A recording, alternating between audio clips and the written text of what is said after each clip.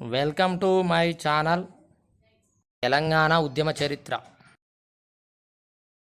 పోటీ పరీక్షల అభ్యర్థులకు స్వాగతం మరియు అందరికీ సుస్వాగతం. తెలంగాణ సాయుధ పోరాటం గురించి మనం తెలుసుకుంటూ ఉన్నాం. ఈ తెలంగాణ సాయుధ పోరాటంలో ఈ వీడియోలో మనం తెలంగాణ సాయుధ పోరాటం మొదటి దశ గురించి తెలుసుకుందాం. ముందుగా తెలంగాణ సాయుధ పోరాటం మొదటి దశ తెలుసుకునే ముందు ఆంధ్ర మహాసభ సాయుధ పోరాటానికి పిలుపు, ఆంధ్ర మహాసభ సాయుధ పోరాటానికి పిలుపు అనే అంశం గురించి తెలుసుకోవాల్సి ఉంటుంది.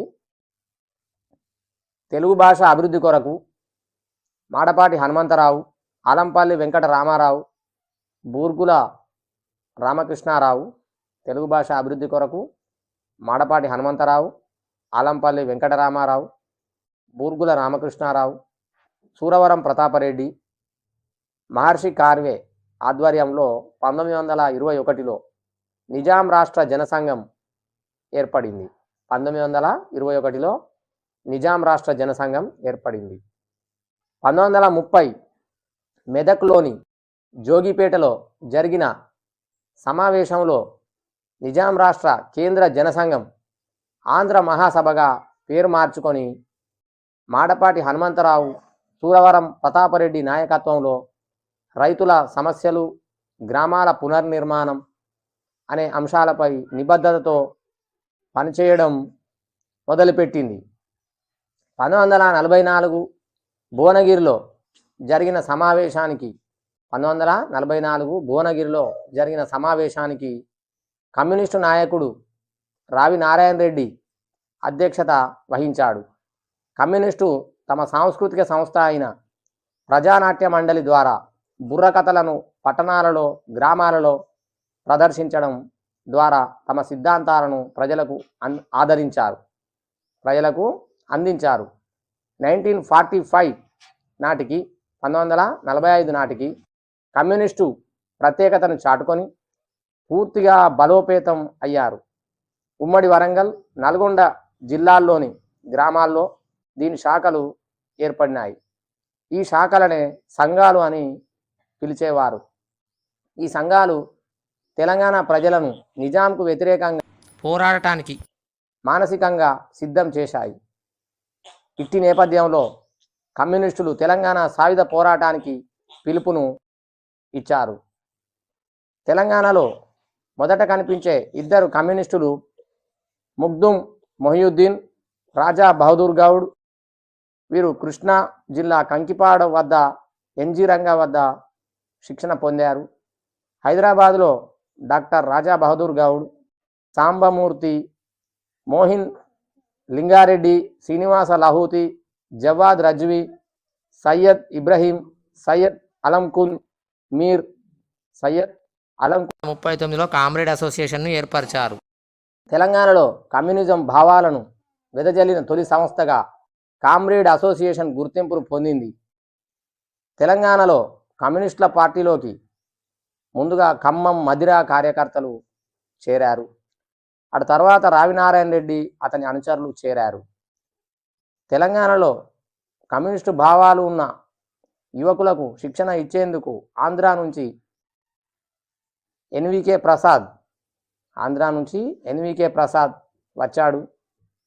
ఆంధ్ర ప్రాంత కమ్యూనిస్టుల చంద్ర రాజేశ్వరరావు, పుచ్చలపల్లి సుందరయ్య, తెలంగాణ కమ్యూనిస్టులకు జగిత్యాల పాఠశాలలో అల్వార్ స్వామి, దేవులపల్లి వెంకటేశ్వరరావు, రావి నారాయణ రెడ్డి, బద్దం ఎల్లారెడ్డి వంటి తెలంగాణ కమ్యూనిస్టులకు శిక్షణ ఇచ్చారు. చంద్ర రాజేశ్వరరావు 3 నెలలు సుబ్బారెడ్డి పేరుతో అబిడ్స్లోని రెడ్డి హాస్టల్లో గురువారెడ్డి రూములో ఉంటూ రావి నారాయణ రెడ్డితో పాటు మరెందరో యువకులకు రాజకీయ శిక్షణ తరగతులు బొల్లెపల్లిలో నిర్వహించారు. 1940లో రావి నారాయణ రెడ్డి, బద్దం ఎల్లారెడ్డి కమ్యూనిస్టు పార్టీని హైదరాబాదులో స్థాపించారు. 1940లో రావి నారాయణ రెడ్డి, బద్దం ఎల్లారెడ్డి కమ్యూనిస్టు పార్టీని హైదరాబాదులో స్థాపించారు. 1944లో 1944లో భువనగిరిలో జరిగిన ఆంధ్ర మహాసభకు రావి నారాయణ రెడ్డి అధ్యక్షత వహించాడు. 1944లో భువనగిరిలో జరిగిన ఆంధ్ర మహాసభకు రావి నారాయణ రెడ్డి అధ్యక్షత వహించాడు. చాలా చాలా ఇంపార్టెంట్ పాయింట్ ఇది, అభ్యర్థులు గమనించగలరు. ఈ సమావేశానికి కమ్యూనిస్టులు కూడా భారీగా పాల్గొన్నారు. ఈ సమావేశంలోని ప్రసంగాలు ప్రజలను నిజాంకు వ్యతిరేకంగా బాగా రెచ్చగొట్టాయి. భువనగిరి సమావేశ విశేషాలను మాడపాడి హనుమంతరావు తెలంగాణలో ఆంధ్రోద్యమం అనే గ్రంథంలో పొందుపరిచారు.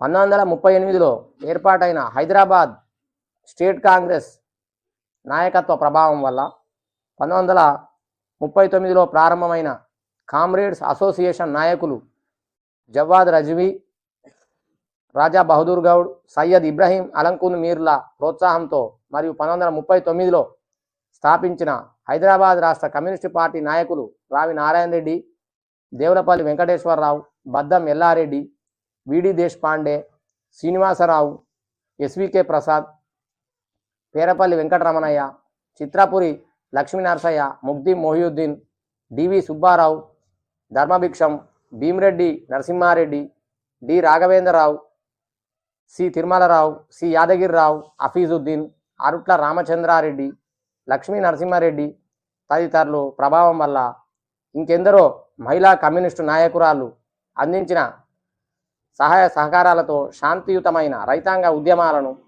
భూస్వాములకు వ్యతిరేకంగా నిర్వహించారు.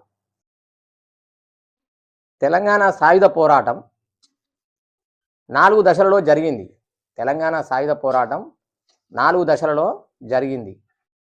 అవి మొదటి దశ, అందులో మొదటి దశ గురించి తెలుసుకున్నాం.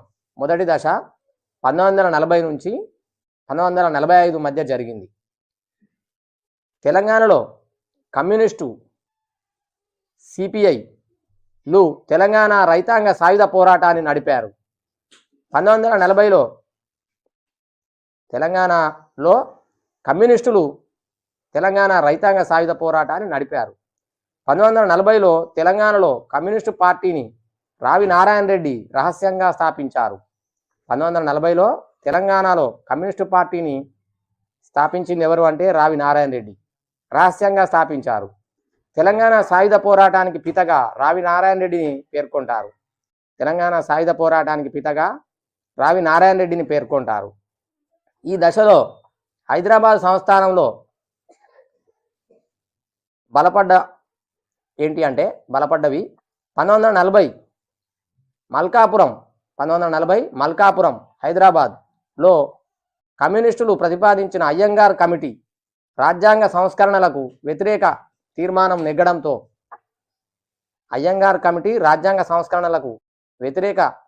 నెగ్గడంతో ఆంధ్ర మహాసభ కమ్యూనిస్టు చేతులలోకి వచ్చింది.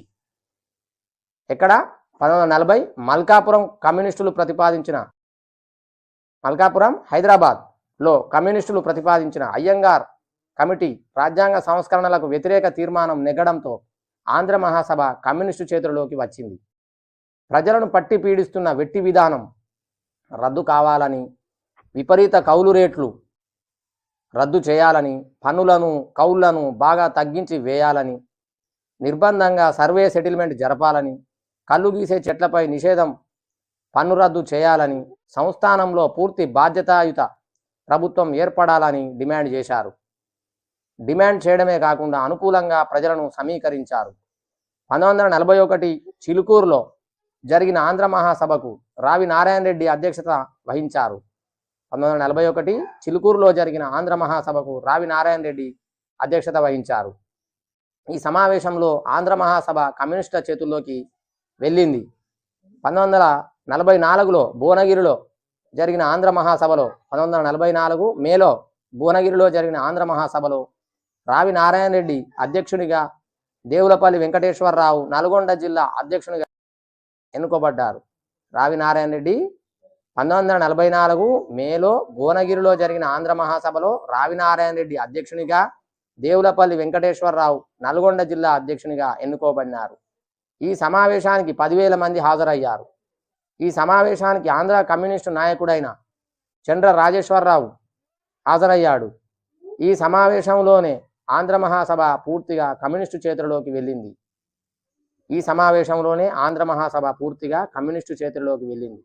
ఈ భువనగిరి సమావేశం తర్వాత వరంగల్, నల్గొండ జిల్లాలలోని చాలా గ్రామాలలో ఆంధ్ర మహాసభ శాఖలను ఏర్పాటు చేశారు. ఈ శాఖలనే సంఘాలు అంటారు. ఈ సంఘాలు రైతులను చైతన్యవంతులుగా మార్చాయి. కామ్రేడ్ అసోసియేషన్ హైదరాబాద్ నగరంలోని విద్యావంతులైన యువతను మరియు కార్మికులను నిజాంకు వ్యతిరేకంగా ఉద్యమంలో పాల్గొనుటకు కృషి చేసింది. రెండవ ప్రపంచ యుద్ధ కాలంలో నిజాం రైతుల నుంచి అధికంగా లెవీని వసూలు చేసే సంఘటనను కమ్యూనిస్టు తమకు అనుకూలంగా మార్చుకొని ఉద్యమ పోరాటాన్ని కొనసాగించారు.